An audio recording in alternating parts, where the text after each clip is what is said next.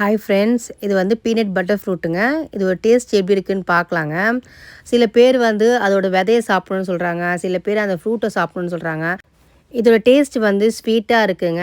நம்ம வந்து பூசணிக்காய் வந்து நம்ம பொரியல் பண்ணும்போது தண்ணி ஊற்றி வேக வைக்கும்போது அந்த கொல கொலன்ட்டு இருக்கும் பாருங்க, அந்த மாதிரி டெக்ஸ்சர் இருக்குங்க. ஸ்வீட்டாக இருக்குங்க, நல்லா இருக்குங்க சாப்பிட்றதுக்கு. நானே வந்து இது நினச்சேன், இது நல்லா சில பேர் நல்லா இருக்குன்னு சொல்கிறாங்க, சில பேர் நல்லா இல்லைன்னு சொல்கிறாங்க.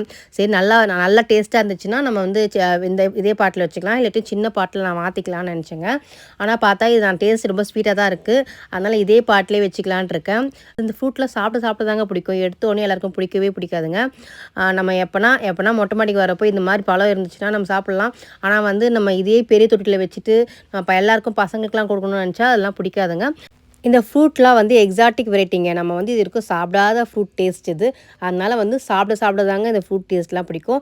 இந்த ஃப்ரூட் வந்து நான் காயாக இருக்கும்போது நான் பிரித்ததுங்க. காயாக இருக்கும்போது எந்த மாதிரி டேஸ்ட் இருக்குன்னா, பப்பாயா வந்து நம்ம கட் பண்ணால் எந்த மாதிரி டேஸ்ட் இருக்கோ, காயாக கட் பண்ணால் எந்த மாதிரி டேஸ்ட் இருக்குமோ அந்த மாதிரி டேஸ்ட்டுங்க. இந்த பழுத்த ஃப்ரூட் வந்து பப்பாயா வந்து நல்லா பழுத்து இருந்தால் எந்த மாதிரி டேஸ்ட் இருக்குமோ அந்த மாதிரி டெக்ஸ்சர், அந்த மாதிரி டேஸ்ட்டும் கூட நம்ம சொல்லலாம். நல்லா ஸ்வீட்டாக இருக்குங்க. சீட்ஸை சாப்பிட முடியாதுங்க, ஏன்னா அது வந்து புளியங்கொட்டை டேஸ்ட் இருக்குங்க.